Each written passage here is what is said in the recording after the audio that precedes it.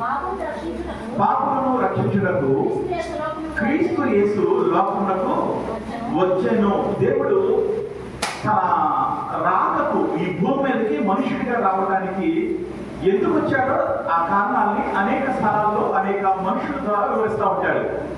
ఇక్కడ పౌలని అపోస్తలుడు, పౌలనే ఒకటి దేవుని యొక్క కృప నుంచి దూరం అయిపోయి మరలా దేవుని కృపను పొందుకున్న ఒక ఆయన ఎందుకని యేసు ప్రభు వచ్చాడో తనకి ఇవ్వబడిన ప్రత్యక్షతను బట్టి తనకు దేవుడు అర్థం చేసిన దాన్ని బట్టి ఒక విషయం చెప్తా ఉన్నాడు. ఎందుకంటే ఏం చెప్తాడంటే పాపులను రక్షించడానికి క్రీస్తు యేసు లోకమునకు వచ్చాను. హల్లెలూయా. పాపులకు ఎవరు? మనమే కొంతమంది చెప్తున్నారు. ఇంకెవరు పాపలు అంటే? నేనే అంటున్నారు, వచ్చిపోయిన వారు అంటారు. మంచిదే, అంటే మనమే కన్నా నేనే అంటే బాగుంటుందేమో అనిపిస్తుంది నాకు చాలాసార్లు. ఎందుకంటే మనం పుట్టుకోవడానికి మనం చెప్పుకోవడానికి అవకాశం ఉంది కానీ మనం వేరొకరిని అనడానికి అవకాశము లేదు. ఎందుకు రక్షించాల్సి వచ్చింది పాపని? పాపను ఎందుకు రక్షించాల్సి వచ్చిందంటే పాపానికి జీతము మరణము.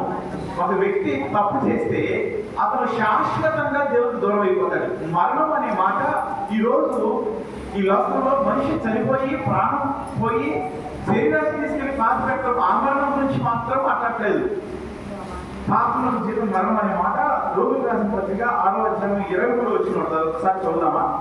రోమిలకు రాసిన పత్రిక 6వ అధ్యాయం 23వ వచనంలో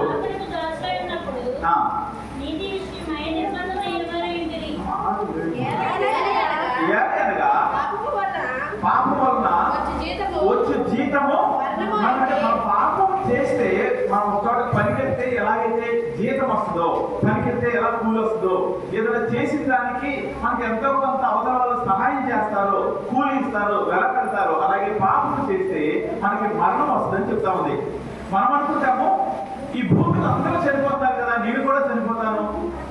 ఆ మరణం గురించి మాట్లాడలేదు, దేవునితో శాశ్వతమైన ఎడబాటు గురించి మాట్లాడుతూ ఉంది. దేవునితో పూర్తిగా తొలగిపోవడానికి గురించి మాట్లాడుతూ ఉంది. దేవుని మరి అన్నడూ కలుసుకోకుండా దూరం అయిపోయిన పరిస్థితిలో ఉండడం గురించిన మరణం గురించి మాట్లాడుతూ ఉంది. దేవునికి వ్యతిరేకమైన దిశలో వెళ్ళిపోవడం గురించి ఈ మరణం అనే మాట మాట్లాడుతూ ఉంది. యోనా నినివేకి వెళ్ళమని దేవుడు చెప్తే తర్షీషు అనే ప్రాంతానికి వెళ్తా ఉంటాడు. మీ అందరికీ ఆ మాట గుర్తుంది అనుకుంటున్నాను నేను. ఆయన వెళ్ళమని దగ్గరికి దేవుడు నినివేకి వెళ్ళమన్నాడు. ఆయన ఎక్కడికి వెళ్తాను బయలుదేరాడు? తర్షీషు బయలుదేరాడు. అంటే నినివే అనేది ఇటు వెళ్ళాలనుకోండి, నినివే ఇటు వెళ్తే నినివే వస్తుంది అనుకుంటే దానికి పూర్తి వ్యతిరేకమైన దిశలో తర్షీషు అనే పట్టణం ఉంటుంది. నినివేకి పూర్తి వ్యతిరేకమైన దిశలో తర్షీషు అనే పట్టణం ఉంటుంది. ఆయన అటువైపు వెళ్తా ఉన్నాడు. అలాగే దేవుడు చెప్తాడు, ఈ పండు తెలిసిన మిస్టేక్ గా చచ్చిపోతారంటే అర్థం ఏంటంటే నాతో కలిసి ఉండాల్సిన మీరు నాకు వ్యతిరేకమైన దిశలోకి వెళ్తారు. దేవుడి దగ్గర ఉండకుండా దేవుడి దగ్గర నుంచి పూర్తి వ్యతిరేకమైన దిశలోకి మీరు వెళ్ళిపోతారని చెప్తా ఉన్నాడు. ఈ పండు తినే రోజున మీరు ఖచ్చితంగా మరణం అవుతారని చెప్పాడు దేవుడు. ఆ మరణం అనేది దేవుడి వైపు కాకుండా పూర్తిగా వేరే దైవంలో వేరే దిక్కులో కలగము. దేవుడు ఉన్న స్థలము సంతోషంతో నింపబడి ఉంటుంది. దేవుడి స్థలం మనం ఏమని పిలుస్తాము? పరలోకం పిలుస్తాం కదా. పరలోకానికి వ్యతిరేకమైన దిశలో దేవుడు లేని దిశలో ఉండేది నరకము. పాపం చేసే వ్యక్తి నరకానికి వెళ్తాడు. ఆ నరకం నుంచి మరలా తిరిగి దేవుడికి రావడానికి ఆస్కారం లేదు. కాబట్టి నరకంలోకి వెళ్ళిపోకుండా మనుషులను రక్షించడానికి, పాపములను రక్షించడానికి యేసు క్రీస్తు ఈ లోకంలోనికి వచ్చాడు. ఆయన భూమి మీదకి రావడానికి కారణము నశించిపోవడం ఆయనకి ఇష్టం లేదు. పాపులు నశించిపోవడం ఆయనకి ఇష్టం లేదు. పాపులు నరకంలోకి వెళ్ళడం ఆయనకి ఇష్టం లేదు. నేను పాపిని అని నమ్మే ప్రతి ఒక్కరు, లేదా నేను పాపిని అని ఒప్పుకోగలిగిన ప్రతి ఒక్కరికి ఇది ఒక శుభవార్త. ఏంటంటే ఆయన మీకోసమే వచ్చాడు. ఈ వచనము మనము తిమోతి 1వ అధ్యాయము 15వ వచనం చివరి భాగంలో చూస్తే పౌలు మాట్లాడాక అందులో నేను ప్రధానమైన పాపిని అంటాడు. ఈ మాటలు చెప్తున్న నేను కూడా పాపంలో చేస్తున్న వారిని దేవుడు విడిపించడానికి వచ్చాడు, రక్షించడానికి వచ్చాడని చెబుతూ అటువంటి పాపం చేసిన వారిలో పాపం చేస్తూ కొనసాగిన గతకాల జీవితంలో నేను కూడా ప్రధానమైన పాపిని అని పౌలు ఒప్పుకుంటున్నాడు. అదే మాట నేను కూడా ఈ స్థానంలో ఒప్పుకుంటా ఉన్నాను. నాలాంటి వారి కొరకు సైతము నేను నరకానికి వెళ్ళిపోవడం ఇష్టం లేక దేవుడు భూమి మీదకి వచ్చాడు. ఇంకొక విషయాన్ని కూడా మనం చూద్దాము. రోమీయులకు రాసిన పత్రిక 3వ అధ్యాయము 23వ వచనం చూద్దాం. ఆ వచనం ఏం చెప్తుందంటే, అందరిలో పాపము చేసి దేవుడు అనుగ్రహించే మహిమను పొందలేకపోతున్నారు. పాపము చేసేవారు పాపానికి జీతంగా మరణం వస్తుంది, పాపము చేసిన దానికి ప్రతిఫలంగా నరకం వస్తుంది. ఆ నరకంలోకి వారు వెళ్ళడం ఇష్టం లేక వారిని తన దగ్గరికి తీసుకురావడం కొరకు యేసు ప్రభు భూమి మీదకి వచ్చాడు. ఇక్కడ చెప్తున్న మాట ఏంటంటే, పాపము చేసేవారు దేవుడు వారికి ఒక మహిమను ఇవ్వాలనుకుంటాడంట. దేవుడు వారికి తన వంటి స్వభావాన్ని ఇవ్వాలనుకుంటాడు. మహిమ అనేది దేవుడికి సంబంధించింది, దేవుడికి ఒక్కడికే ఉండేది. ఆ మహిమను దేవుడు మనకి ఇవ్వాలనుకుంటా ఉన్నాడు. మనుషులు ఎందుకంటే దాన్ని పొందుకోలేకపోతున్నారంటే, మనుషులు పాపము చేస్తా ఉన్నారు. అందరూ పాపం చేస్తూ దేవుడు వారికి ఇవ్వాలనుకున్న మహిమను వారు పొందుకోలేకపోతున్నారు, వారు తీసుకోలేకపోతా ఉన్నారు. కాబట్టి దేవుడు వారికి మహిమను తిరిగి ఇవ్వడానికి ఈ భూమి మీదకి వచ్చాడు. ప్రతి ఒక్కరూ మహిమను పొందుకోవడానికి ఈ భూమి మీదకి వచ్చాడు. మహిమ అనేది మన జీవితాల్లో ఆశీర్వాదకరమైంది. మహిమ అనేది మనకి సంతోషకరమైంది. మహిమ అనేది దేవుని యొక్క సన్నిధిని మనతో ఉన్నది అనే దానికి గుర్తు. మహిమ అనేది దేవుడే మనతో ఉన్నాడనే దానికి గుర్తు. అమ్మ ముసుగు తీసి కొంచెం అందరూ ఆయన చూస్తామంటారు, ప్రయత్నం చేయండి. మహిమ అనేది దేవుడు తాను మనతో ఉన్నాడు అనే దానికి గుర్తు. ఆ మహిమని ఇవ్వటానికి దేవుడి భూమికి వచ్చాడు. పాపం చేసేవారు నరకానికి వెళ్ళిపోకుండా రక్షించడానికి యేసయ్య భూమికి వచ్చాడు.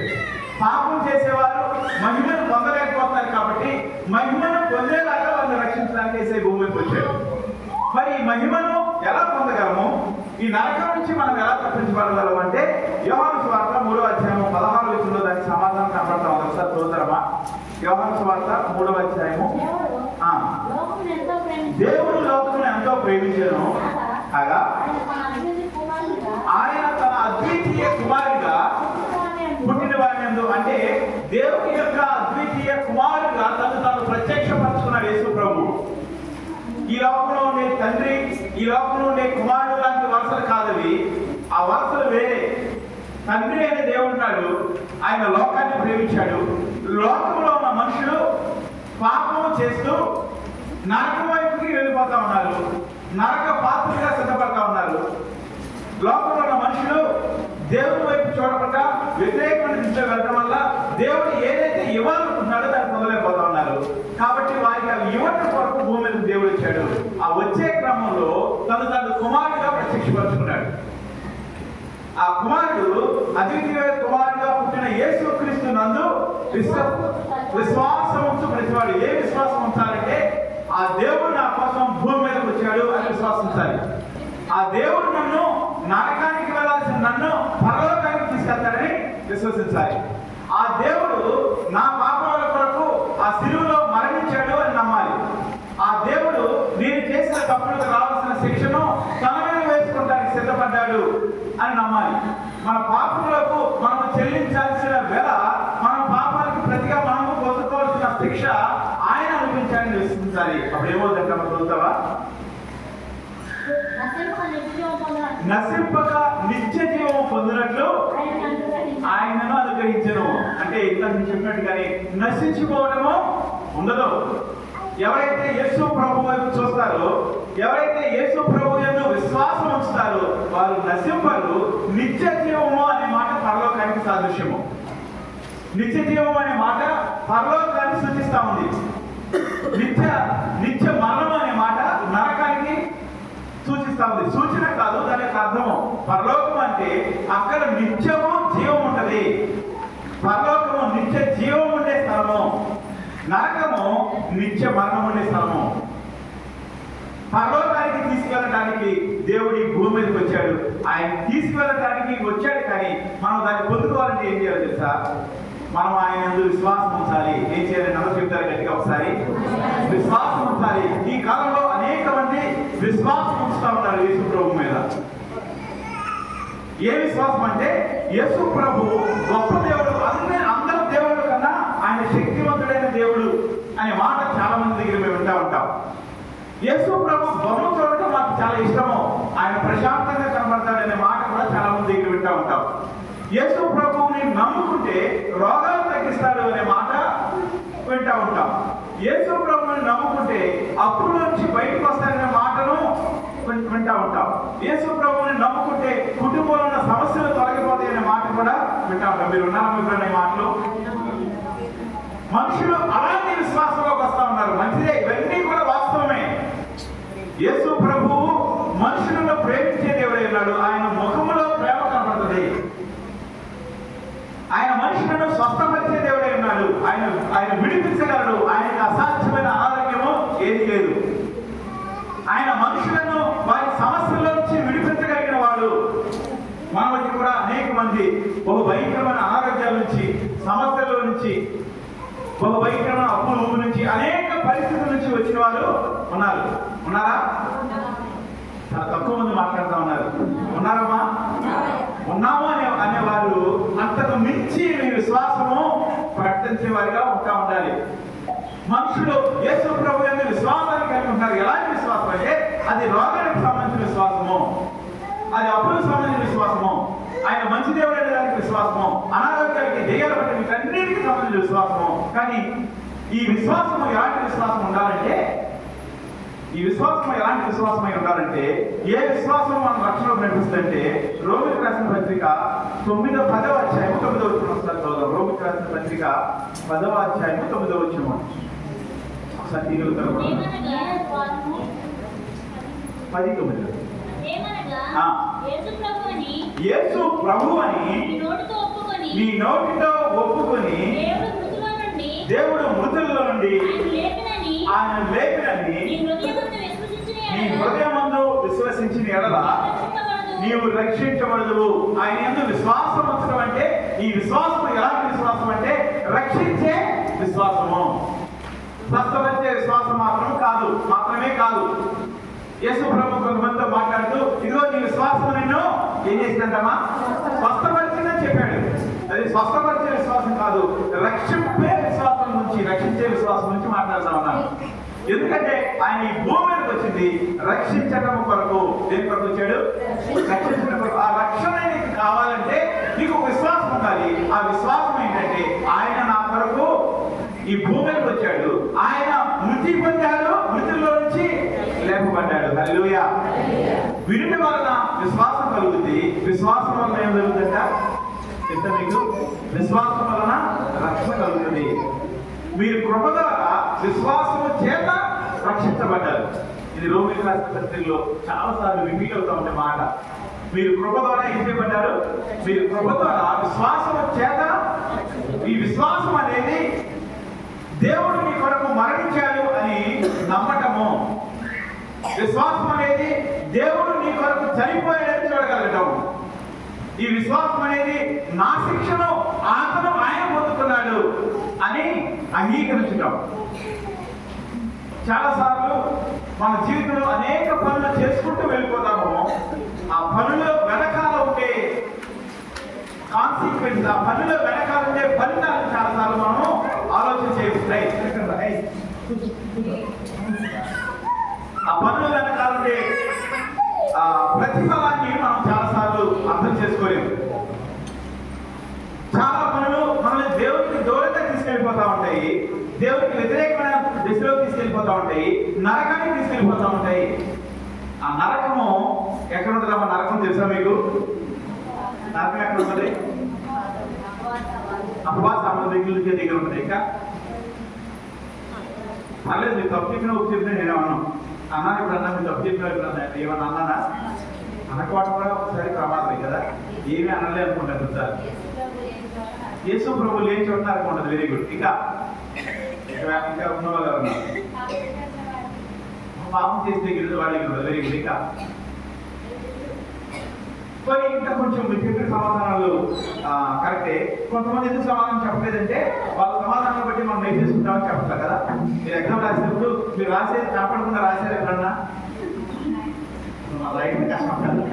చాలా సార్లు మంచిగా రాసే వాళ్ళు వాళ్ళ పేపర్ చూసి వేరే వాళ్ళు కాపీ కొడతారు అని అది కనపడకుండా రాయడం ప్రయత్నం చేస్తారు. మనం చెప్పి కూడా అలాంటి వాళ్ళు ఉన్నారు. మీకు చెప్తే అందరూ తెలిసిపోతుంది కాబట్టి మీరు చెప్పాలనుకుంటా ఉన్నారు. వాళ్ళు ఇంకో ప్రశ్న అడుగుతారు, ఇంకో విధంగా ప్రయత్నం చేస్తారు. నరకం అనేది చనిపోయిన తర్వాత అనుభవించేదా, చనిపోక ముందు కూడా అనుభవించగలిగేదా? చాలా చాలా లైన్లో చాలా తొందరగా. ఎందుకంటే ఈ భూమి మీద పరలోకపు ఆనందాన్ని అనుభవించడానికి దేవుడు తన సన్నిధిని మనకు ఎలాగైతే తోడుగా ఉంచాడో, దాన్ని కోల్పోయినప్పుడు ఈ భూమి మీద నరకం యొక్క శాంపిల్ కూడా చూస్తూ ఉంటాం. నరకం యొక్క శాంపిల్ అంట. శాంపిల్ అంటే తెలుసా మీకు? శాంపిల్ అంటే మనం ఏదైనా కొంటాకి వెళ్ళాం అనుకోండి, స్వీట్ షాప్లో బాగా ఓవర్ మాట్లాడుతుంది కొంతమంది. వాళ్ళు ఏం చేస్తారంటే 2-3 రకాలు తిరిగిచ్చేసి అది కొంచెం కడతా బాగుందని చెప్తా ఉంటారు. మీకు అలా తగిలారమ్మా?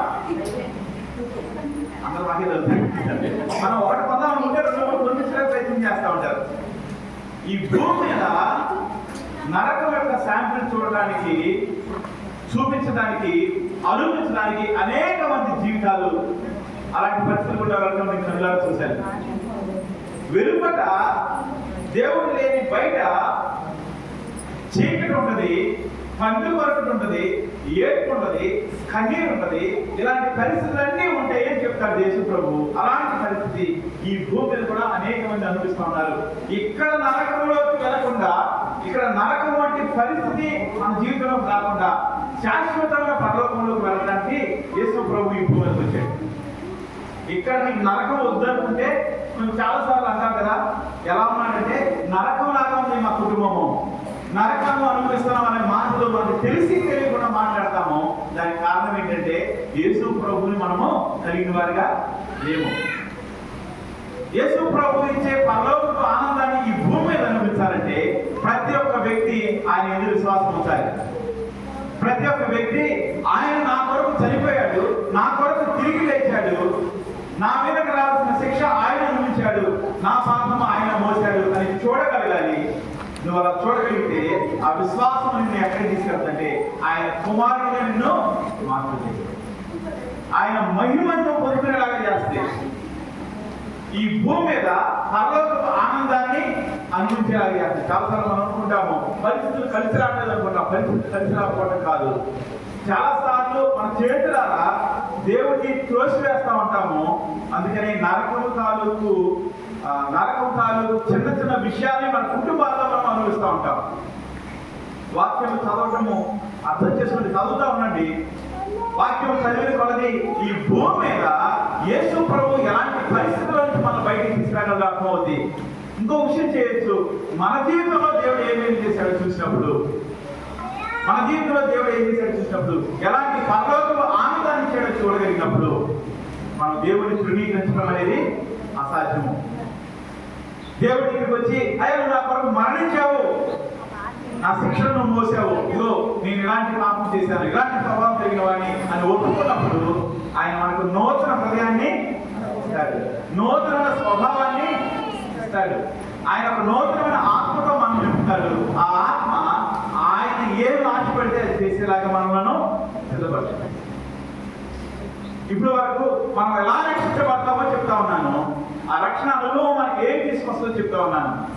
ఈ స్థలంలో ఎంతమంది అయితే ఇందులో రక్షణ పొందలేదో, ఎంతమంది అయితే దేవుడు యేసు ప్రభు నా కొరకు చనిపోయాడు, ఇదిగో నా పాపాలు ఆయన సన్నిధిలో ఒప్పుకోలేదు, వారు రక్షణ మీకు సమీపంగా ఉందని దేవుడు చెప్తా ఉన్నాడు. చాలా మంది అంటా ఉంటారు ఎప్పుడు రక్షణ పొందామంటే కొన్ని రోజుల తర్వాత, కొన్ని సంవత్సరాల తర్వాత. దేవుడి చిత్తంలో ఉన్నప్పుడు ఈ మాట వింటా ఉంటాం కదా. చాలా మంది మనుషులు అంటారు దేవుడి చిత్తం ఎప్పుడైనప్పుడు రక్షణ పొందుతామని. చాలా సంవత్సరాలు, చాలా ఈ మధ్య కాలంలో ఒక మాట ఉన్నాను, దేవుడు ప్రతి మనిషికి ఒక సమయం ఇస్తాడు, ఆ సమయంలోనే రక్షణ పొందుతారనే మాట కూడా నేను విన్నాను. ఈ కొన్ని రోజుల తర్వాత, కొన్ని సంవత్సరాల తర్వాత దేవుని చిత్తంలో దేవుడు మనిషికి ఒక సమయానికి ఆ సమయంలోనే రక్షణ పొందుతాడు అనే మాటలు బైబిల్లో నువ్వు ఎన్నిసార్లు చదివినా సరే నీకు కనబడవు. బైబిల్లో రక్షణ ఎప్పుడు పొందాలని రాయబడిందంటే, రక్షణ ఎప్పుడు పొందాలని రాయబడిందంటే తెలుసా ఎవరికన్నా? నేడే రక్షించిన. నేడంటే ఆ నేడు ఏంటంటే యేసు ప్రభు నా కొరకు చనిపోయాడు, ఆయన నిజమైన దేవుడు, ఆయన నమ్ముకుంటే నేను పరలోకం వెళ్తాను, ఆయన నమ్ముకుంటే భూమి మీద పరలోకపు ఆనందాన్ని అనుభవిస్తాను అని నమ్మితే ఆ రోజే రక్షణ దినం, ఆ రోజు నువ్వు రక్షణ పొందాలి. అటువంటి అనుభవంలోనికి రక్షణ పొందిన ప్రతి వారు ఎదగాలని ఆశపడతా ఉన్నాను. ఇంకొక వాక్యం మనం చూద్దాము. లూకాసు వార్త 10వ అధ్యాయము 30వ వచనం చూద్దాం ఒకసారి. లూకాసు వార్త 10వ అధ్యాయము 30వ వచనం చూద్దాం.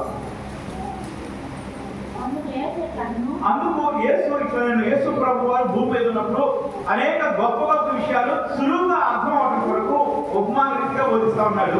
ఇక్కడ ఒక ఉపమానం చెప్తా ఉన్నాడు. చదువుతారమ్మా. దానికన్నా ముందు ఒకసారి లూకాసు వార్త 12వ అధ్యాయము 47వ వచనం చూద్దాం. లూకాసు వార్త 12వ అధ్యాయము 47వ వచనం. తన యజమానుని చిత్తమెరిగి ఇంటిలో సిద్ధపడక, అంటే యజమాని అనేది ఇక్కడ దేవునితో సాదృశ్యంగా కనబడతా ఉంది. అంటే దేవుడి చిత్తమేంటో మనకు తెలుసు, అయినా సరే సిద్ధపడక కడపడించదమ్మా. ఆయన చిత్తము చొప్పున జరిగప్పక ఉండని దాసునికి ఆమె ఏమవుతుందంట, అనేకమైన దెబ్బలు తగ్గుతాయి. కింద వచ్చిన అంటాడు, ఆయన తెలియకుండా తప్పు చేస్తే పర్లేదు, తెలుసుకున్నవాడు, ఆయన చిత్తం ఏంటో తెలిసినవాడు, ఆయన ఎవరు తెలిసినవాడు వారికి తప్పు చేస్తే ఏం జరుగుతుందంట, అనేకమైన దెబ్బలు. ఈ చిత్తం పెరిగి ఉన్న వ్యక్తులు ఎవరంటే, దేవుని చిత్తం ఏంటో తెలుసా? దేవుని చిత్తము అంతకను అందరినూ రక్షణ పొందాలనేది ఆయన యొక్క చిత్తము. అంతకన్నా అందరినూ మారు పొందాలనేది దేవుని యొక్క చిత్తము.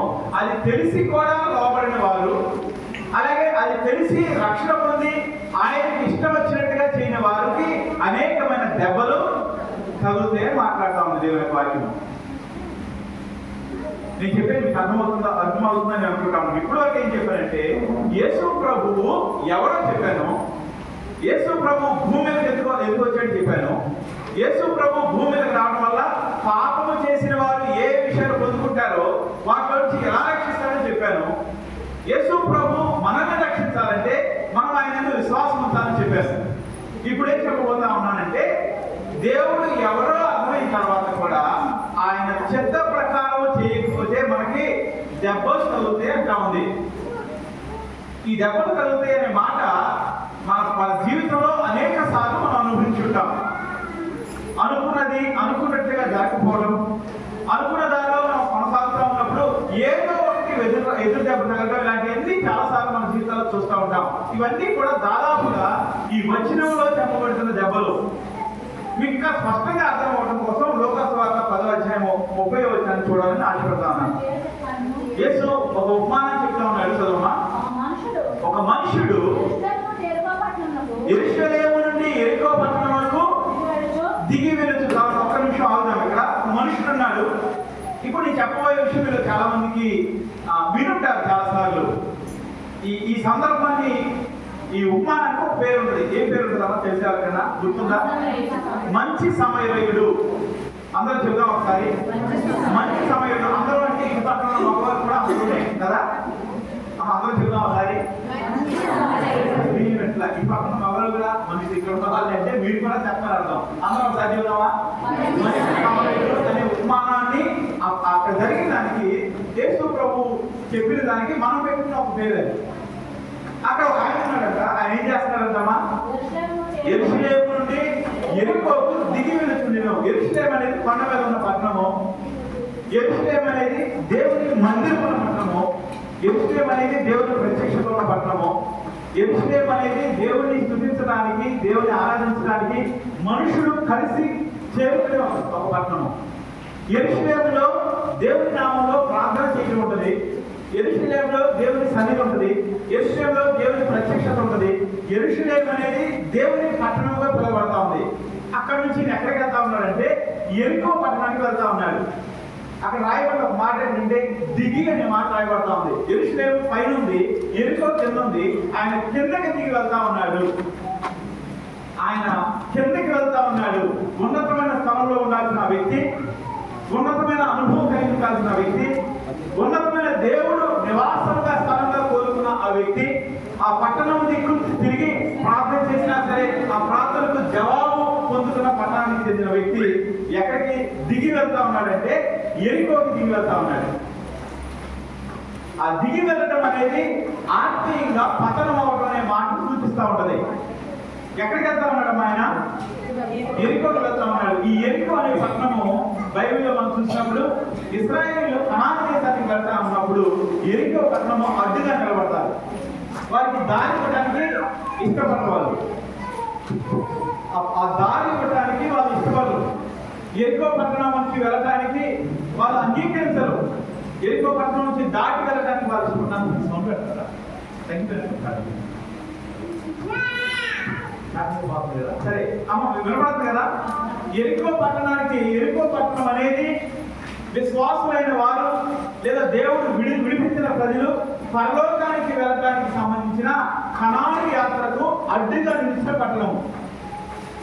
ఐగుప్తు దేశంలో నుంచి మోషే ఆధ్వర్యంలో దేవుడు మనుషులను విడిపించాడు, ఇశ్రాయేలును విడిపించి ఎక్కడ తీసుకెళ్తానని చెప్పాడు, వారిని కనాను దేశానికి తీసుకెళ్తానని చెప్పాడు. బాలుతేలు ప్రవహించే కనాను దేశానికి తీసుకెళ్తానని చెప్పాడు.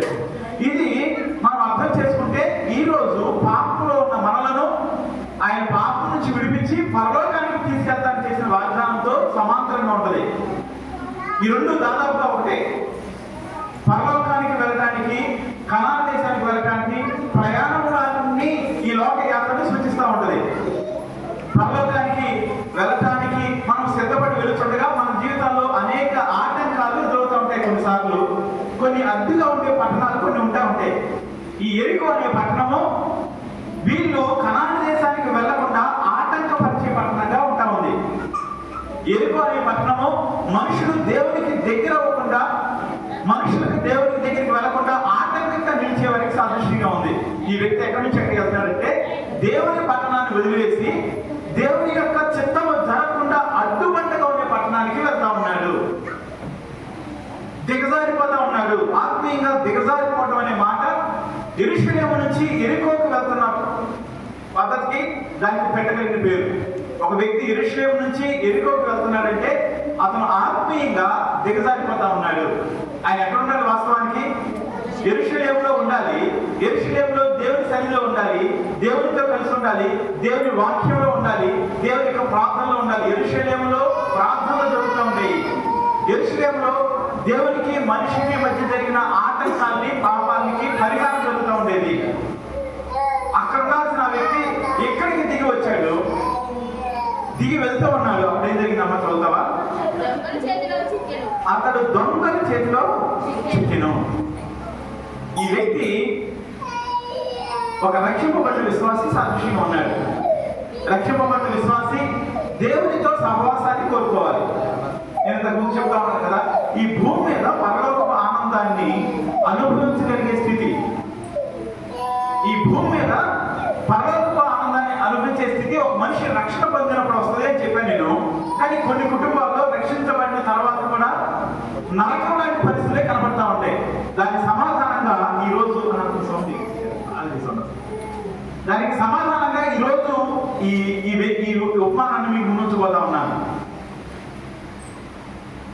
దేవుని అంగీకరించిన తర్వాత అంతకు ముందున్న ఇబ్బందుల నుంచి, ఇరుకుల నుంచి విడిపించబడి ఒక నూతన జీవితాన్ని మొదలుపెట్టిన కొన్ని రోజులకి, కొన్ని సంవత్సరాలకి, కొన్ని నెలలకి ఆ జీవితాల్లో ఆ కుటుంబాలు మరణ నరకంలో ఉన్న పరిస్థితులు లాంటివి కనపడతా ఉంటాయి. దానికి సమాధానం ఈ రోజు మీకు చెప్పాలని ఆశపడతా ఉన్నాను. దేవుడు ఒక మాట ఇచ్చి దాన్ని నెరవేర్చే దేవుడు కానీ దాన్ని విడిచిపెట్టే దేవుడు కాదు. దేవుడు మాట చెప్పాడంటే అది సత్యం కదా. దేవుడు మాట చెప్పాడంటే సత్యమా కదా? సత్యమే. దేవుడు మాట చెప్పినప్పుడు ఎట్టి పరిస్థితుల్లో జరుగుతుంది, అది నిజమై ఉంటుంది. నేను నన్ను విశ్వసించినప్పుడు ఈ భూమి మీద పరలోక సంతోషాన్ని అనుభవిస్తాను అని చెప్పాడు దేవుడు. పరలోకం కాకుండా మన కుటుంబాల్లో, మన జీవితంలో నరకం కనపడుతుందంటే దేవుడు అబద్ధికుడు కాదు. మనం ఆ నరకానికి అనుమతిస్తా ఉన్నాము.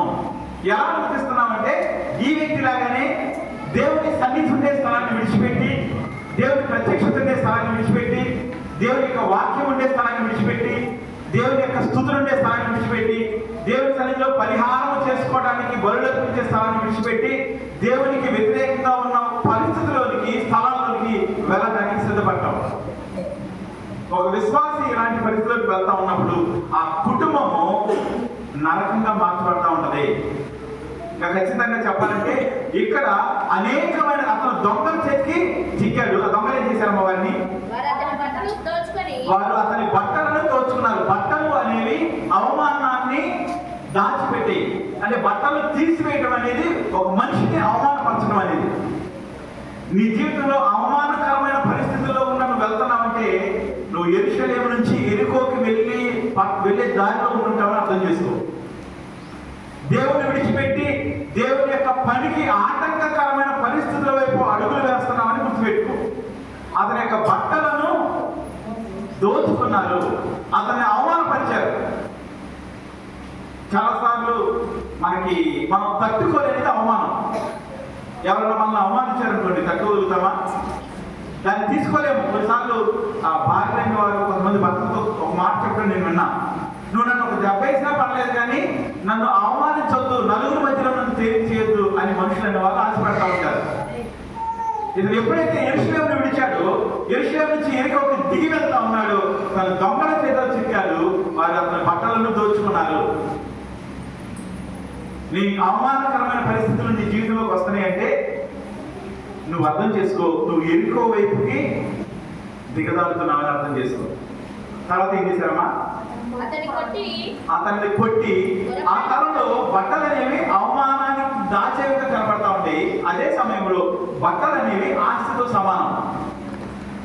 మనం పాత నిబంధనలో చదివినప్పుడు వారు విలువైన బట్టలను ఆస్తిగా ఇచ్చేవారు. ఒక బట్టల జత, 2 బట్టల జతలు, ఒక క్షీణాలు వస్త్రం కొరకు కూడా ఆయన దేవుడు చెప్పిన మాట నుంచి దూరం అయిపోయాడు.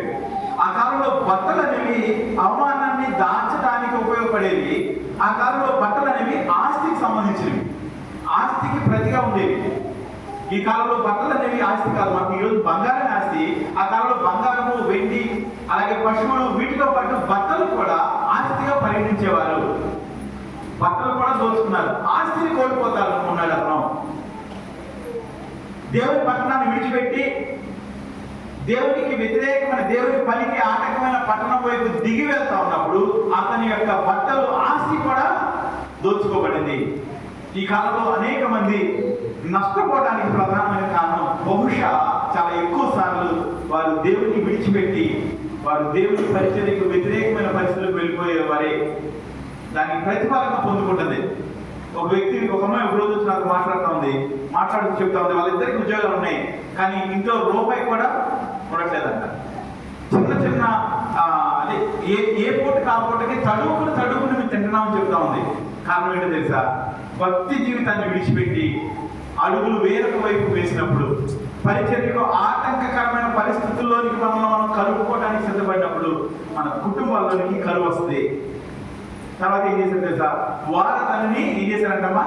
కొట్టి కొనప్రాణంతో విడిచిపెట్టారు. అంటే ఆ దెబ్బలకి అతను చచ్చిపోవాలి కానీ కొంచెం ప్రాణం అతనిలో మిగిలింది. చాలా మంది జీవితాల్లో ఇలాంటి పరిస్థితులు మేము చూస్తా ఉన్నాం. వారి అవమానాన్ని ఎదుర్కొంటున్నారు, వారికి రాబడి విషయంలో, ఆస్తి విషయంలో నష్టపోతా ఉన్నారు, అనారోగ్యంతో చావు దగ్గర దాకా వెళ్ళి తిరిగి వస్తా ఉన్నారు. అదేంటి, దేవుడిని నమ్ముకుంటే వీటి నుంచి బయటికి తీసుకొస్తాడు కదా, ఎందుకని మీరు ఇలాంటి పరిస్థితిలో ఉన్నారని మనుషులు ఆ కుటుంబాలను చూసి ఆశ్చర్యపోతా ఉన్నారు. మనుషులు ఆ కుటుంబాలను చూసి దేవుడు నమ్ముకున్నా కూడా ఇంతేలే అని అనుకుంటా ఉన్నారు. మనుషులు ఆ కుటుంబాలను చూసి దేవుడి నామాన్ని అవమానపరుస్తూ ఉన్నారు. కాబట్టి ఇదంతా ఎందుకని ఇదంతా అంటే వారు దేవుడితో ఉండటం మానేసి దేవుని పరిచర్యకు ఆటంకకరమైన పరిస్థితుల వైపు తామును సమర్పించుకుంటా ఉన్నారు. ఆ కాలంలో ఆ వ్యక్తి దెబ్బలు తినడానికి, ఆ వ్యక్తి ఆస్తి కోల్పోవడానికి, ఆ వ్యక్తి అవమానపరచబడటానికి దాని పక్కన ఒక వదిలివేయబడ్డ పరిస్థితిలో పడడానికి కారణము అతను యెరూషలేము పట్టణాన్ని విడిచిపెట్టాడు. యెరూషలేము పట్టణం యొక్క విలువ అతను తెలియట్లేదు. యెరూషలేములో నుంచి యెరికో వైపుకు వెళ్తా ఉన్నాడు. పరిచర్యకు, దేవుని కార్యాలకు ఆటంకమైన పరిస్థితికి తన అడుగులు వేస్తా ఉన్నాడు. వాక్యం ఇచ్చిన వాళ్ళారా, ఒకసారి మీ జీవితాన్ని ఇక్కడ చెప్తున్న పరిస్థితులతో పోల్చి చూసుకోవడానికి ప్రయత్నం చేయండి. పరిచర్యకు, దేవుని యొక్క సన్నిధికి నువ్వు దూరం అవ్వాలి. నువ్వు అడుగులు వేసిన కొలది నీ జీవితంలో నీకు నష్టమే వస్తుంది. నీ జీవితంలో నష్టమే వస్తుంది. కళ్ళ ముందు కనపడతా ఉండదు చాలాసార్లు ఆ పరిస్థితి. కళ్ళ ముందు ఏ పని అయితే చేశామో దానికి వెంటనే శిక్ష మనకు కనపడతా ఉంటుంది, ఆ నష్టం కనబడతా ఉంటుంది. కానీ సరి చేసుకోలేని మనుషుల్ని చాలా మందిని చూస్తూ ఉంటాను. మీకు కొన్ని ఉదాహరణలు చెప్పాలని నేను ఆశపడతా ఉన్నాను. అందులో ఒక ఉదాహరణ ఏంటి తెలుసా? కొన్ని సంవత్సరాల క్రితము కొన్ని నెలల క్రితము ఒక ఇద్దరు చాలా అనారోగ్యంతో ఉన్నారు. చాలా రిపీట్ అవుతుంది, అనారోగ్యం భయపడతా ఉన్నారు, డబ్బులు ఖర్చు అవుతున్నాయి, చాలా పరిస్థితి కొనసాగుతూ ఉంది. వాళ్ళకి చాలా విషయాలు చెప్పడం ప్రయత్నం చేశాం. ఫైనల్గా ఒక రోజు ఏం చేసింది తెలుసా? అమ్మా, మీరు ఏదైనా మా దగ్గర దాస్తున్నారా అని అడిగాం. ఏదైనా దాచి పెడుతున్నారా? అబ్బాయి మీకు మధ్య ఏ దాపరికాలు ఉండవు అని చెప్పారు. దాపరికమే లేదన్నారు. వాళ్ళు ఏ విషయాన్ని దాస్తున్నారో నాకు స్పష్టంగా అర్థమైంది. ఏ విషయం దాచారో స్పష్టంగా దేవుడు బయలుపరిచాడు. కానీ వాళ్ళు ఒప్పుకోవడానికి ఇష్టం లేని స్థితిలో ఉన్నారు. ఎప్పుడో విడిచిపెట్టిన రోగము ఒక మనిషి జీవితంలోకి మరలా ప్రవేశించింది. కారణం ఏంటంటే తను దాచిపెడతా ఉంది. దేవునికి వ్యతిరేకమైన అడుగులు వేసి దాన్ని దాచిపెట్టడానికి ప్రయత్నం చేసింది. మరలా తిరిగి ఆ పరిస్థితి తనకు వచ్చింది. మనుషులు ఏమనుకుంటారంటే, అయ్యో ఈ వ్యక్తులు చర్చికి వెళ్తున్నారు కదా, దేవుడు నమ్ముతున్నారు కదా, దేవుడితో కొనసాగుతున్నారు కదా, ఎందుకు ఇలాంటి పరిస్థితి? వాళ్ళు ఎందుకు ఆ పరిస్థితిలో ఉన్నారో వాళ్ళకి తెలుసు. కానీ ఒప్పుకోవడానికి వాళ్ళు ఇష్టపడలేదు. చాలాసార్లు మన జీవితాల్లో దేవునికి వ్యతిరేకమైన అడుగులు వేయటానికి నేను చూసాను. చాలాసార్లు దేవుని చిత్తానికి, ఇంకా ఖచ్చితంగా చెప్పాలంటే దేవుని పరిచర్యకు ఆటంకకరమైన పరిస్థితుల వైపు అడుగులు వేసినప్పుడు వారి జీవితాల్లో ఈ మనిషి ఎలాగైతే కొట్టబడ్డాడో, ఈ మనిషి ఎలాగైతే మరణం అంచు దాకా వెళ్ళాడో, ఈ మనిషి ఎలాగైతే అవమానపరచబడ్డాడో, అక్కడ దాకా వెళ్ళినా సరే వాళ్ళు ఒప్పుకోవడానికి చూసాము కొంతమంది జీవితాలు. ఆ మనిషి కొన ప్రాణంతో ఉన్నాడు. కొన ప్రాణంతో ఉన్న మనిషి ఎప్పుడు చచ్చిపోతాడో గ్యారెంటీ ఉండదు. కొన ప్రాణంతో ఉన్న మనిషి ఎప్పుడు మరణం అవుతాడో మనకు గ్యారెంటీ ఉండదు. అక్కడ పడిన వ్యక్తి కూడా అలాగే కొన ప్రాణంతో ఉన్నాడు. కానీ అతను ఎలా బ్రతికాడు తెలుసామా? మీరు ఎవరికైనా తెలుసా? అతను ఎలా బ్రతికాడు, ఎందుకు బ్రతికాడు తెలుసా? అతను అలాగే వదిలేస్తే చచ్చిపోయి ఉన్నాడు. అతను చూసిన ఏ ఒక్కరికి జాలి రావట్లేదు. తనని తప్పుకుని వెళ్ళిపోతా ఉన్నారు అందరూ. కానీ ఒక ఆయన వచ్చాడు, ఆయన అతను చూచి జాలి పడ్డాడు. హల్లెలూయా. దేవుడు మనల్ని చూచి జాలి పడే దేవుడే ఉన్నాడు. దేవుడు తన బిడ్డలైన వారిని, తన స్వభావం కలిగిన వారిని ఆ స్థలానికి పంపించాడు. ఎవరి దగ్గర పంపించాడమ్మా? కొన ప్రాంతంతో కొట్టబడి ఉన్న వ్యక్తి. ఇంకా ఖచ్చితంగా చెప్పాలంటే ఆ వ్యక్తి యెరూషలేమును విడిచిపెట్టి యెరికో పట్టణానికి వెళ్తా ఉన్నాడు. తన సన్నిధిని విడిచిపెట్టి తన పనికి ఆటంకమైన పరిస్థితులు కలిగిన స్థలంలోనికి లేదైపోతా ఉన్నాడు. చాలా ఉదాహరణలు మన జీవితాల్లో చాలా ముందు కనబడతా ఉంటాం. ఒక ఆయన ఉండేవాడు. ఆయన వాళ్ళ కొడుకు సేవ చేస్తూ ఉంటాడు. ఆయన కూడా కొన్నాళ్ళు సేవ చేశాడు. కొన్ని రోజులైన ఈ కొడుకుకి తండ్రికి తెలిసిన వారు, బంధువులైన వారు కలిసే ఒక స్థలం ఉంటుంది. ఈ కొడుకుని, ఈ పరిచర్యను తెలిసిన వారు, ఈ కొడుకుని తెలిసిన వారు, తండ్రి గురించి తెలిసిన వారు, బంధువులైన వారు చాలా మంది కూడుకునే ఒక స్థలం ఉంటుంది. ఈ వ్యక్తి ఆ స్థలానికి వెళ్ళి, ఆ తండ్రి అయిన వ్యక్తి ఆ స్థలంలో ఉంటూ తన కొడుకు గురించి, తన కొడుకు పరిచర్య గురించి, తన కొడుకు గురించి చాలా వ్యతిరేకంగా చెప్పడం మొదలుపెట్టాడు. ఆ కొడుకు మమ్మల్ని ఇంట్లో నుంచి బయటకు తరివేశాడు, ఆ కొడుకు నన్ను ఇంట్లో ఉండొద్దు అంటున్నాడు, నాకు అన్నం పెట్టలేదు, ఏదో రకరకాల భయంకరమైన విషయాలు ఆ స్థలంలో మాట్లాడటం మొదలుపెట్టాడు. ఆ కొడుకు గురించి తెలిసిన వారు, ఆ కొడుకు తెలిసిన వారు ఫోన్ చేసి అతను అడగడం మొదలుపెట్టారు. ఏంటి నువ్వు ఇలా చేస్తావు, మేము అనుకోలేదు, ఎందుకు ఇలా చేసావు అని అడగడం మొదలుపెట్టారు. మనుషులు ఒప్పుకుంటారా? మనం చెప్పే సమాధానం మనుషులు వింటారా? ఒక రోజున జరుగుతూ ఉంది దగ్గర ఒక 3-4 నెలలు గడిచిపోయినాయి. 3-4 నెలలు గడిచిపోయినాయి. అక్కడ కొంతమంది ఆ పరిస్థితిని ఎంజాయ్ చేసేవాళ్ళు ఉంటారు. ఒకసారి కొంతమంది మనుషులు దాన్ని ప్రోత్సహిస్తూ ఉంటారు, ఆ సమస్యను ప్రోత్సహిస్తూ ఉంటారు. చాలా మంది తెలిసింది, చాలా మంది ఆ కొడుకు గురించి చాలా అవమానకరంగా మాట్లాడటం మొదలుపెట్టారు. అంతకుముందు తను కనపడగానే ప్రేమగా మాట్లాడేవాళ్ళు, అంతకుముందు తను కనపడగానే గౌరవించేవాళ్ళు, అంతకుముందు తను కనపడగానే ఆత్మీయంగా ఆలీనం చేసుకునేవాళ్ళు, హత్తుకునే వాళ్ళు తను కనపడగానే పక్కకి వెళ్ళిపోవడం మొదలుపెట్టారు. కానీ ఏమైందో తెలుసా? ఏ తండ్రి అయితే ఆ కొడుకు గురించి చక్కగా మాట్లాడటం మొదలుపెట్టాడు, ఏ తండ్రి అయితే తన కొడుకు చేస్తున్న పరిచర్య మోసం అని చెప్పడం ప్రారంభం చేశాడు, ఆ తండ్రి చెప్పే మాటలకి కొంతమంది అతనికి వత్తాసు పలుకుతూ అతను చెప్పేదంతా నిజమే అని ఆ స్థలంలో కొంతమంది మనుషులు నిలబడటం మొదలు పెట్టారు. ఆ తండ్రి ఆ వత్తాసు పలికిన వాళ్ళు అందరూ ఒక భయంకరమైన సమస్యలు ఎదుర్కొన్నారు. ఆ తండ్రి చనిపోతారన్నారు. ఆ తండ్రికి కాలు తీయాల్సిన పరిస్థితి వచ్చింది. ఆ తండ్రి వాంతి చేసుకుని ఆ బలహీనం అయిపోయి తన వాంతిని తనే తుడిచిన పరిస్థితికి వెళ్ళిపోయాడు. కొడుకు ఒక రోజు చూశాడు, తన తండ్రి దగ్గరికి వెళ్ళాడు, ఆ వాంతిని శుభ్రం చేశాడు, మరలా తీసుకొచ్చి మరలా ఆ తండ్రిని బతికించాడు. దాదాపు ఇదే జరిగింది. ఆ కొన ప్రాణంతో కొట్టుమిట్టాడుతున్న వ్యక్తిని దేవుని వంటి ఆలోచన కలిగిన వ్యక్తి, దేవుని వంటి స్వభావం కలిగిన వ్యక్తి, దేవుని ఒక మనిషిని చూసినప్పుడు ఎలా జారిపడతాడో ఎలా ప్రేమిస్తాడో అలాంటి స్వభావం కలిగిన వ్యక్తి అతను లేపి తన గాడి మీద కూర్చోబెట్టి తను బాగోవడానికి బాగే స్థానంలో ఉంచాడు. మరలా ఆ వ్యక్తి ఎరుకోకి వెళ్తాడా, ఎరుషలేంకి వెళ్తాడా? మీకు నా ప్రశ్న అర్థమైంది అనుకున్నా. యెరూషలేము నుంచి ఎరుకోకు వెళ్తున్నప్పుడు తను కొట్టబడ్డాడు, అవమానపరచబడ్డాడు, తనకున్న సర్వస్వాన్ని కోల్పోయాడు, చనిపోయే పరిస్థితిలో బ్రతికించబడ్డాడు. ఆ వ్యక్తి ఎరుకోకి వెళ్తాడా, యెరూషలేముకి వెళ్తాడా? ఒకవేళ వెళ్ళకపోతే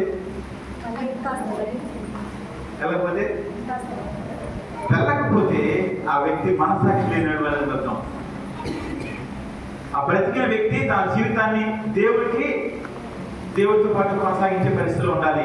సేవకి ఆటంకము కాకూడదు. ఒకవేళ ఆటంకం అయ్యాడంటే ఏమనుకోవచ్చు అతన్ని?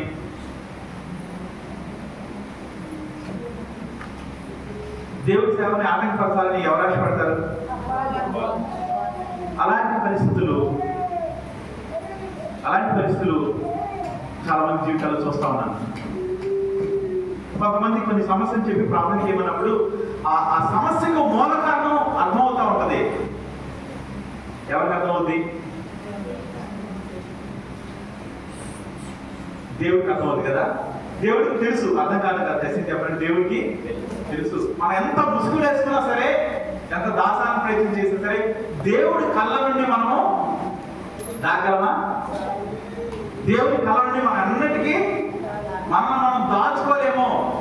ఆయన మనుషులు మనం ఏం చేస్తాం తెలుసా? మనకు ముసుగేసుకుని వచ్చి అయ్యా ఇలా ఎందుకు జరిగిందో నాకు ఇప్పటికీ అర్థం కావట్లేదు. అయ్యా ఆస్కార్ అవార్డ్స్ అని ఉంటాయి తెలుసా మీకు? ఇప్పుడు అన్నారా ఆస్కార్ అవార్డు, నంది అవార్డులు అంటే బాగా నటించే వారికి అవార్డు ఇస్తూ ఉంటారు. అంటే మన తెలుగు సినిమాలో బాగా నటించాడు అనుకోండి, ఆంధ్ర మన చంద్రబాబు నాయుడు గవర్నమెంట్ లేకపోతే రేవంత్ రెడ్డి గవర్నమెంట్ వాళ్ళకి బాగా నటించామని అవార్డు ఇస్తాయి. ప్రపంచం అంతట్లో అన్ని ముఖ్యంగా ఇంగ్లీష్ సినిమాల్లో బాగా నటించారు అనుకోండి, వాళ్ళకి ఆస్కార్ అవార్డు అని ఇస్తారు. మనం చేసే యాక్షన్ ఆస్కార్ అవార్డుకి సరిపోతుంది. కానీ మనకు వచ్చే అవార్డు ఏంటి తెలుసా? మనకు వచ్చే అవార్డు అపవాది దగ్గర నుంచి ప్రతిఫలము పోసుకుంటా ఉంటాము. అరే కొంతమంది వచ్చి సమస్య చెప్పేటప్పుడు ఒక ఆవిడ వచ్చి తన భర్తకు బాగాలేదు చెప్తా ఉంది, తనకు ఇబ్బంది ఉంది, పరిస్థితి గురించి చెప్తా ఉంది. ఆ స్త్రీ ఎవరంటే ఇక్కడ జరిగే పరిచయం ముక్కలుగా చేయడానికి తన జీవితంలో తన డబ్బులు కూడా ఖర్చు పెట్టిందండి. తన డబ్బులు కూడా ఖర్చు పెట్టి ఇక్కడ ఏదైనా చేద్దానికి ప్రయత్నం చేసి గందరగోళం చేసి అవన్నీ అవ్వక దానికి ప్రతిఫలాన్ని కోసుకుంటానికి వచ్చినప్పుడు దాని శిక్ష వారి మీదకి, వారి బిడ్డల మీదకి, వారి కుటుంబం మీదకి వస్తున్నప్పుడు అయ్యో అన్న నీకు తెలియక తప్పు చేశాను, నా జీవితంలో మీ గురించి చెడ్డగా మాట్లాడాను, ఇందులో పరిచర్యకు ఆటంకం కలిగించే వారితో నా హృదయాన్ని కలుపుకున్నాను, ఇక్కడ జరిగే చిన్నపిల్లల పరిచర్యను పెద్దవాళ్ళ పరిచర్యను ఆటంకపరచాలని నేను ప్రయత్నం చేశాను, నన్ను క్షమించు అని ఒప్పుకోవాలా? లేకపోతే దాన్ని దాచిపెట్టి ఏదో కష్టం చెప్పుకోవడానికి వచ్చి కష్టం చెప్పుకోవాలా? రెండింటిలో ఏం చేయాలి? చాలా తక్కువ మంది మాట్లాడుతూ ఉన్నారు. ఒప్పుకుంటే అది క్షమించబడుతుంది, ఒప్పుకుంటే దాని నుంచి విడుదల వస్తుంది. రక్షించబడిన వారు అనేక మంది యెరూషలేములో ఉండవలసిన వారు ఎరుకో పట్టణానికి దిగలుగుతా ఉన్నారు. యెరూషలేములోని ఆనందాన్ని అనుభవించి దేవుడు లేకపోతే దిక్కు లేని పరిస్థితుల్లో, దేవుడు లేకపోతే సహాయం లేని పరిస్థితుల్లో, దేవుడు లేకపోతే కన్నీరు కాచాల్సిన పరిస్థితిలో ఉన్నవాళ్ళు వాళ్ళని దేవుడి దగ్గర రమ్మటానికి బతిలాడాల్సి వస్తుంది. మరి న్యాయమేనాది? ఎక్కడ ఒక సమస్య వచ్చిందంటే ఎవరైనా ఒక మనసు పాడు చేసుకున్నారంటే వెంటనే వెళ్ళి అక్కడ వాలిపోతూ ఉన్నారు. కొంతమంది గురించి వింటా ఉన్నాం.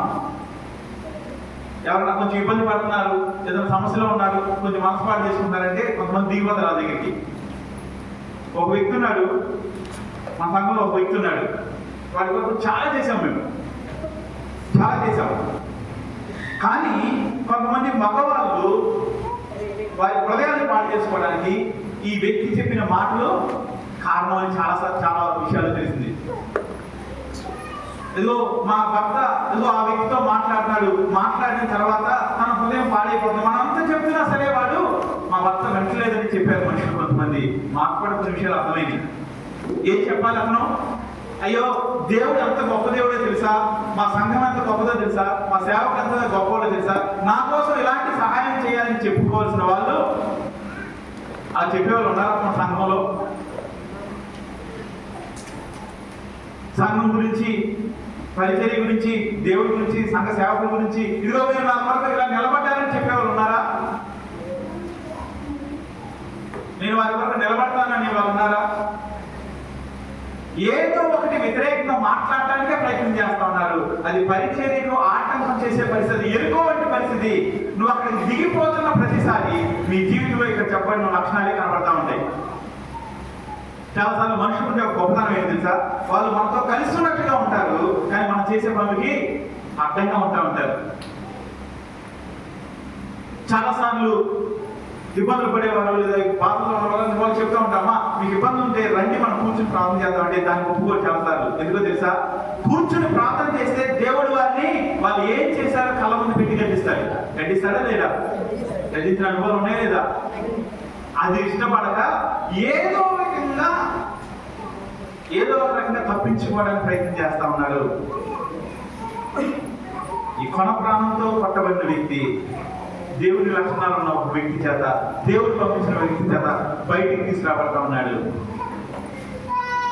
కృతజ్ఞత లేని పరిస్థితిలో దేవుడు దాన్ని కాపాడి రక్షించి సహాయం చేస్తే, యెరూషలేములో ఉండే భాగ్యం ఇస్తే, కృతజ్ఞత లేని పరిస్థితిలో చాలా మంది మనుషులు దిగజారిపోవడం చూశారు. ఒక కుటుంబం అలాగే చేసింది. వాళ్ళు భయంకరమైన ఇబ్బందులు ఉన్నప్పుడు వారి వరకు ప్రార్థన చేశాము. వాళ్ళ ఇంట్లోనికి ఉద్యోగాలు వచ్చినాయి, ₹1 ధనం వచ్చింది. వాళ్ళు తిరిగి పరిచర్య గురించి మాట్లాడటం మొదలుపెట్టారు. పరిచర్యకి ఆటంకం కలిగించడానికి ప్రయత్నం చేసిన వాళ్ళతో మనసు కలిపారు. వాళ్ళతో కలిసి వాళ్ళ పిల్లల్ని వాళ్ళు వేరే స్థానానికి వెళ్ళడం మొదలుపెట్టారు. ఎంత తొందరగా వదిలేస్తారమ్మా దేవుణ్ణి, మేలు పొందిన స్థలాన్ని. ఇక్కడ ఉంటూ ఒక వ్యక్తి వేరొకరు మన గురించి చెడ్డగా మాట్లాడినప్పుడు నువ్వెళ్ళి నీ హృదయం మాకు మాట్లాడావంటే, నువ్వెళ్ళి వాళ్ళకి తోడుగా ఉన్నావంటే అవతల వాళ్ళు చెప్పేదే నిజం అనిపిస్తుంది కదా. మళ్ళీ వాళ్ళ ఇంట్లో అవసరమైనప్పుడు గవర్నమెంట్లో చాలా ఇబ్బంది పడుతున్నప్పుడు మేమే ప్రార్థన చేశాం. తన కొరకు ఉపవాసం ప్రార్థన చేసాం, సంఘంలో ప్రార్థన చేసాం. తన వివాహం అయిన తర్వాత తన వెనకాలే ఉన్నాం. అయినా సరే మనుషులకు కృతజ్ఞత అనేది లేదు. మనుషులైన వారు ఈ భూమి మీద దేవుడిచ్చే పరలోకపు ఆనందాన్ని అనుభవించలేకపోవడానికి కారణాలు మాట్లాడుతా ఉన్నాను నేను. దేవుడి దగ్గరికి వస్తే పరలోకపు ఆనందము ఈ భూమి మీద అనుభవిస్తారు. దేవుడిని అంగీకరించిన తర్వాత ఈ భూమి మీద పరలోకపు ఆనందాన్ని అనుభవించలేకపోవడానికి కారణము వాళ్ళ కుటుంబాలు నరకంలాగా కనపడడానికి కారణము, ముఖ్యమైన కారణం ఏంటో తెలుసా? దేవుడిని విడిచిపెట్టి వెళ్ళిపోవటం, దేవుడి సన్నిధిలో ఉంటూ దేవుడి పరిచర్యకు ఆటంకంగా ఉండటం. దాని గురించి మాట్లాడుతూ ఉన్నాను. అంత మాత్రమే కదా, వారి వ్యక్తిగత జీవితాల్లో పాపానికి చోటు ఇవ్వటం. నాకు ఒక స్త్రీ తెలుసు, ఒక ఆవిడ తెలుసు, వాక్యం వెంటనే ప్రార్థన చేస్తే ఇంటి దగ్గరికి వెళ్తే సమరయ స్త్రీ లాంటి పరిస్థితి. మీకు అర్థమవుతుంది అనుకుంటారు. దేవుడు ఒప్పుకుంటాడా ప్రవర్తనని? అలాంటి ప్రవర్తన మనకు ఉన్నప్పుడు దేవుడి దగ్గర నుంచి దీవెన వస్తుందా, నష్టం శాపం వస్తుందా? ఆ శాపం తొలగిపోవాలంటే నోరు తెచ్చి ప్రార్థన చేసేవాళ్ళు కావాలి, నోరు తెచ్చి ఒప్పుకునే వాళ్ళు కావాలి. మనుషులు ఏం చేస్తారు తెలుసా? నువ్వు మా కోసం ప్రార్థన చేయి. ఎన్ని స్థలాలకు తిరిగినా సరే, ఎంతమంది ప్రార్థన చేసినా సరే, నీ పాపాన్ని సరి చేసుకోకుండా నీ మీద దీవెన రాదు.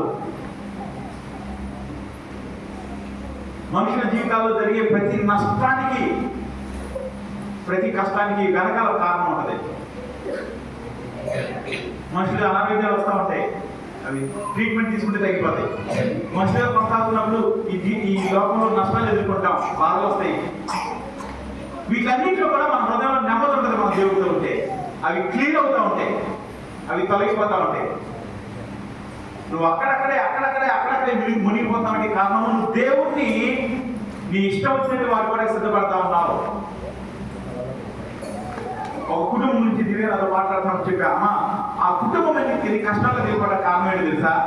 ఆ కుటుంబము ఇక్కడ జరిగే ప్రతి పరిచర్యను ఆటంకపరచడానికి ప్రతి సమయంలో సిద్ధపాటు కలిగే ఉంటది. మీ మనసులో ఏ కుటుంబం వస్తుందో ఆ కుటుంబాన్ని పక్కన పెట్టండి, మీ కుటుంబాన్ని అనుభవం లేదో పరిశీలన చేసుకోండి. ప్రతి ఒక్కరికి కుటుంబం ఏదో కుటుంబంలో వెళ్ళిపోతుంది, వాళ్ళ పేరు చెప్పలేదు మీకు ప్రస్తుతానికి.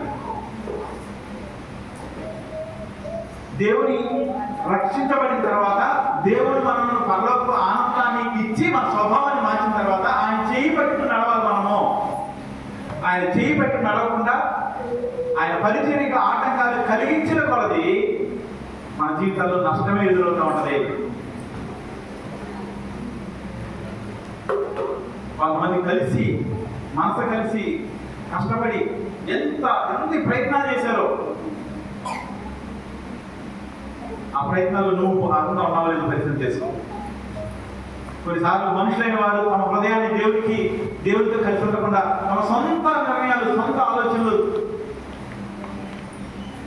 ఆపడానికి ప్రయత్నం చేస్తూ ఉంటారు. యథార్థ హృదయంతో చేసే పరిచర్యను ఆపడం కాకుండా సాధ్యమవుతామా? సాధ్యం కాదు, ఎప్పుడు సాధ్యం కాదు.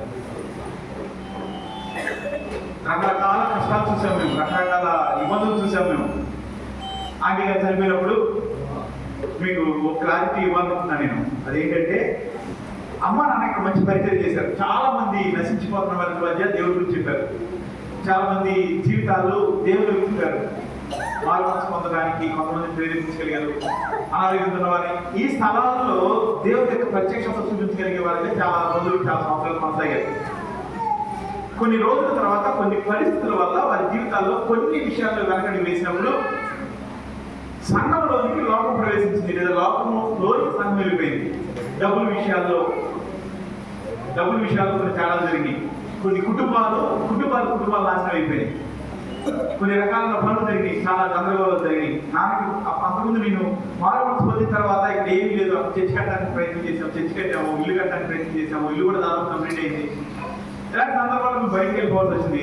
తర్వాత కూడా వచ్చి వెళ్తా ఉన్నాము.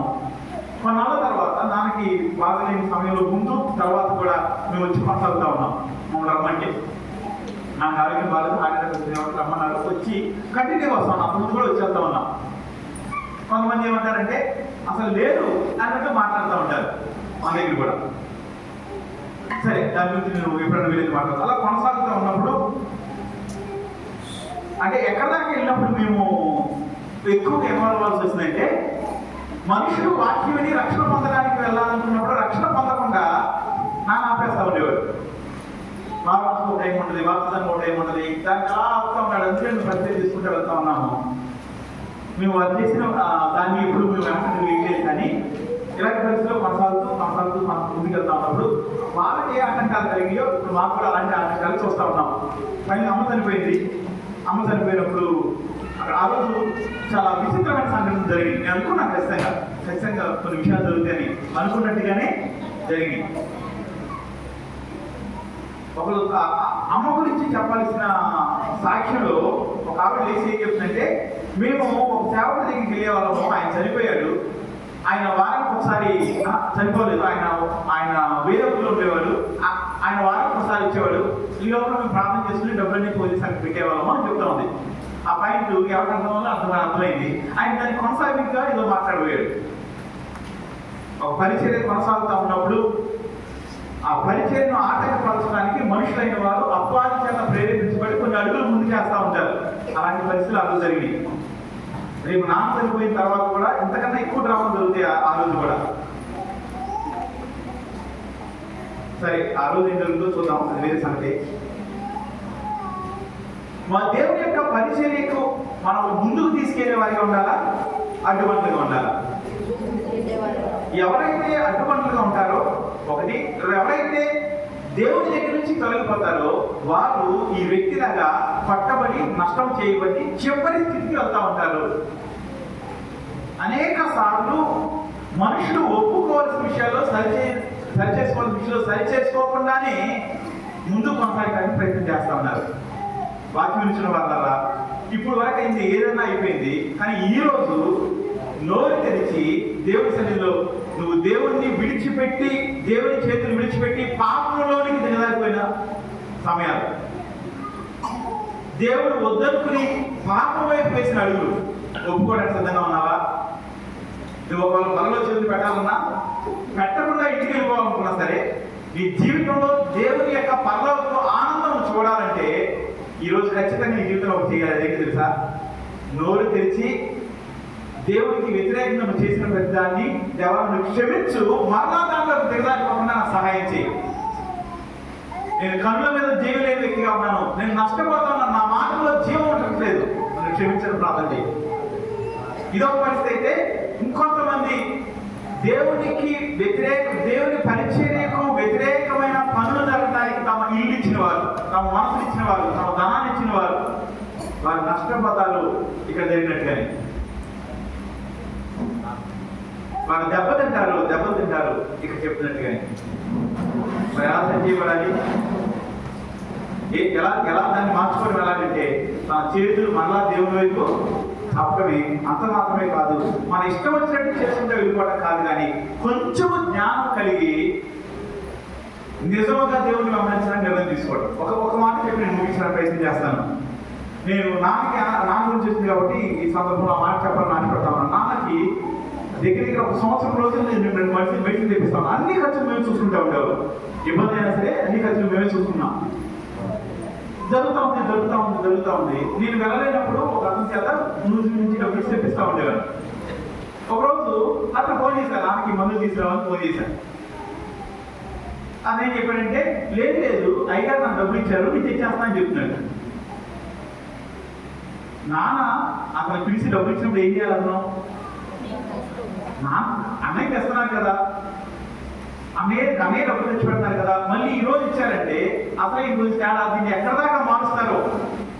నా కొడుకు నాకు మందులు కూడా ఇప్పించలేదు, ప్రణాళిక ఇచ్చేసి మానేశాడు అని అనుకుంటాడేమో. కనీసం నేను మాట చెప్పాలని ఆలోచన కూడా లేకుండా ఆ వ్యక్తి ఆలోచించి కంటిన్యూ తేవడం మొదలుపెట్టాడు. నిజంగానే అది అలాంటి నిర్ణయం తీసుకుంది.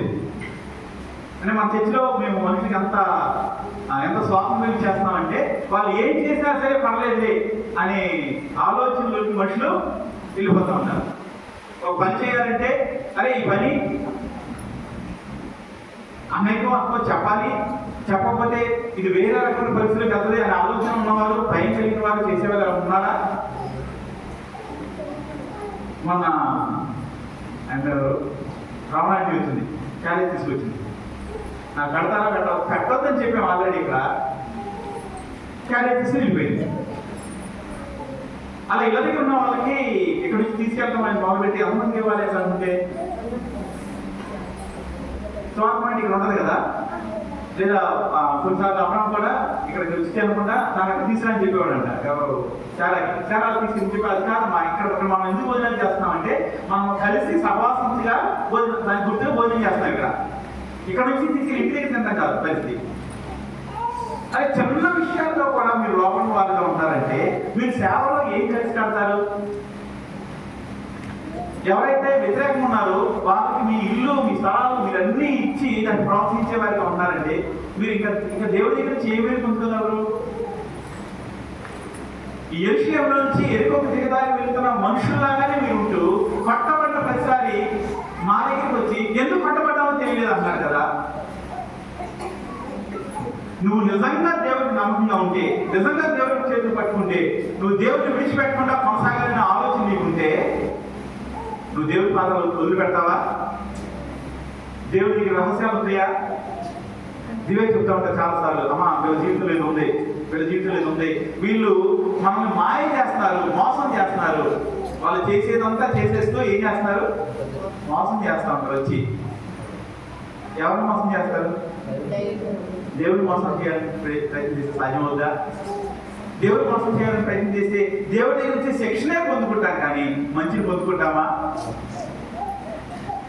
అయ్యో వీరికి ఎందుకు జరుగుతుందేవా అని ఉపవాసం ఉండి ప్రార్థన చేసే వాళ్ళకి నువ్వు అబద్ధం చెప్తా ఉంటే ఎందుకు జరిగిందో దేవుడు బయలుపరచుకుని ఉంటాడా? సరి చేసుకుంటేనే కదా నీ మీద శిక్ష పోయేది. నీ జీవితంలో, నీ బిడ్డల జీవితంలో నష్టం వస్తుందంటే నువ్వు ఉపవాసం ఉండి చేసిన ప్రతిదాన్ని ఒప్పుకో. ఈ రోజుకైనా సరే పరలోక ఆనందం ఎలా ఉంటుందో నువ్వు చూడగలుగుతావు, పరిశుద్ధత ఎలా ఉంటుందో చూడగలుగుతావు, దేవుడు నమ్ముకోవడం అంటే ఏంటో చూడగలుగుతావు. అలాంటి నిర్ణయం తీసుకున్న వారు కళ్ళు మూసించిన ప్రార్థన చేసుకుందాం, నోరు తెచ్చి ప్రార్థన చేసుకుందాం. దేవా